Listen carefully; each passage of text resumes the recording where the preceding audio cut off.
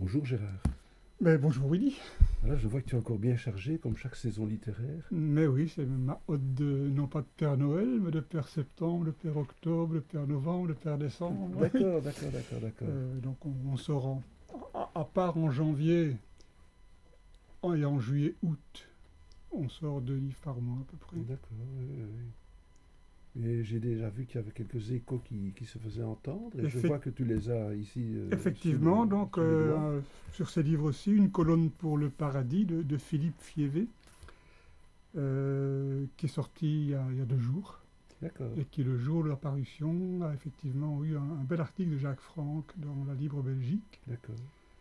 Et on sait déjà qu'il aura un article la semaine prochaine dans le Paris Match Belgique. Paris Match Belgique. L'auteur, tu le connaissais depuis... Alors ça, c'est une histoire assez invraisemblable.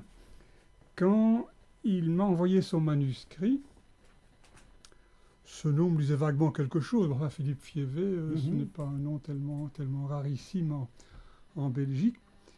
Et il ne m'a pas dit vraiment qui il était. D'accord, Donc j'ai lu le manuscrit, je ne l'ai pas accepté tout de suite. Je lui ai dit, écoutez, monsieur Fievé, ce livre paraîtra chez Méo, mais il y a encore quelques boulons à resserrer. Et il était tout à fait d'accord, et donc il a remanié. La deuxième version, elle a accepté. d'accord. Alors on s'est vu pour signer le contrat. Et puis j'ai fait une recherche quand même sur l'ordinateur, Philippe Fievé, ça me disait. Et je me suis rendu compte que c'était un journaliste de Paris Match, et qu'il avait écrit, mais il y a 20 ans, un très bon article sur un de mes romans, un de mes premiers romans, dans Paris Match. Lui ne s'en souvenait plus du tout non plus. Non plus. C'était assez amusant, donc je suis venu avec l'article à la rencontre, et Et il voilà. s'est souvenu à ce moment-là, c'était très chouette. Ouais, voilà. Alors, le récit, l'histoire, le roman tourne autour de quoi? Alors, c'est un roman dans un contexte historique. Mhm. Mais ce n'est pas un roman historique, en ce sens que les personnages sont inventés. Le contexte historique, c'est la dissolution de la Rome romaine, avec l'apparition de Constantinople comme phare du christianisme. Rome est envahie pour la deuxième fois par les barbares, qui la mettent à sac, et tous ceux qui ont les moyens se sont sauvés, dont un patricien fortuné, philosophe, mais qui n'assume quand même pas trop sa philosophie, surtout bon vivant, épicurien sinon hédoniste. Et il part pour Byzance, pour Constantinople, où là il a une affaire qui tourne relativement mal avec un conducteur de char. Il doit donc de nouveau reprendre le chemin de l'exil, comme beaucoup de gens à l'époque. C'était une période d'exil, de demandeurs d'asile, comme on en connaît aujourd'hui. Et il se retrouve à Antioche. Antioche en Syrie, qui est à l'époque la ville des plaisirs. C'est vraiment le phare de la belle vie. Et à Antioche, comme dans tout l'Empire à ce moment-là, le christianisme triomphant commence à devenir de plus en plus sectaire, dogmatique, et à persécuter ceux qui les ont persécutés auparavant, c'est-à-dire les tenants des anciennes religions romaines. Alors, on ne va pas en dire de trop sur l'histoire. Non, mais attention, parce qu'il y a un deuxième personnage, il faut absolument que j'en parle. Ça Et c'est donc, important. Ça. on suit ce premier personnage, Le premier on le personnage. suit régulièrement, je ne vais pas lui dire ce qui lui arrive, plein de choses assez passionnantes. Le second personnage Oui, est quelqu'un qui, enfant, a eu une espèce d'illumination, a voulu devenir moine. Ça ne lui suffisait pas, et il a voulu devenir ermite. Ça ne lui suffisait pas encore, il est devenu stylite. d'accord. C'était l'époque non seulement des stylites, mais des dendrites, des gens qui vivaient dans les arbres, des gens qui ne marchaient plus qu'à 4 pattes, etc. Vraiment d'une façon très particulière de vivre sa foi.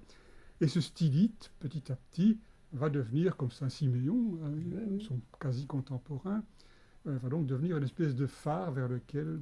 Et on suit ces deux personnages que tout oppose, en alternant, ils ne se connaissent bien évidemment pas.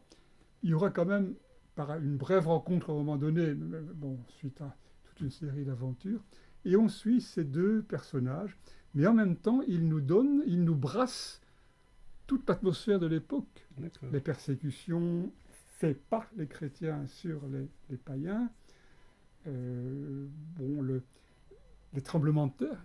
Antioche est détruit par un tremblement de terre, ce qui est tout à fait historique.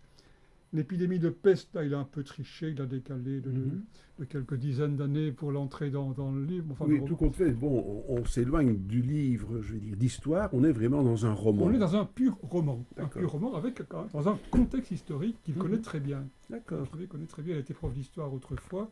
Ah, d'accord. Et il a découvert cette notion d'anacorèle, etc., par un séjour assez prolongé au mont Athos. C'est du storytelling alors.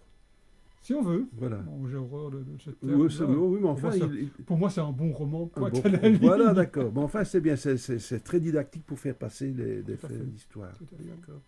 Et au niveau du travail de l'écriture, Alors, c'est une écriture qui est belle, qui n'est pas très sophistiquée, elle est d'une lecture très aisée, mais elle est très belle, elle coule de source, elle est source, euphonique. Mhm. J'ai bien aimé cette écriture. Quand tu m'as dit, parce que tu as resserré les boulons, il y avait des longueurs ou bien qu'est-ce qui... Il y avait des petits problèmes de structure, D'accord. surtout ça, qu'il a revu, il a restructuré un peu. Il a de lui-même coupé 2-3 anecdotes, mais enfin peu de choses. Mhm. Comme on dit toujours, écoute, tu l'as dit, tu l'as écrit, on te croit, tu n'as pas besoin de développer, quoi. C'est vrai. Mais au niveau de l'écriture, non, on n'a pas eu un gros travail sur l'écriture, parce que tu sais, je suis un maniaque du travail sur les livres, etc. Tout était en place à ce point de vue-là. Je ne peux pas m'empêcher de faire des remarques. Tiens, tu as 2 répétitions là. Alors, la couverture, parce que là, elle flash la couverture. Alors, la couverture, c'est une aquarelle qui a été faite pour le livre. D'accord. Une Par artiste qui? qu'il connaît, D'accord. je ne connais pas, Tu ne connais plus. qui est Anne de Lamper, ou de Lamper, D'accord. une aquarelle. Joli, Et c'est- elle l'a faite après la lecture du manuscrit. Mhm. Bien, Gérard, je te remercie beaucoup pour ces nouveaux cadeaux. Ça va occuper nos longues soirées de septembre et octobre. C'est une belle découverte, un nouveau à faire. Merci de ton accueil.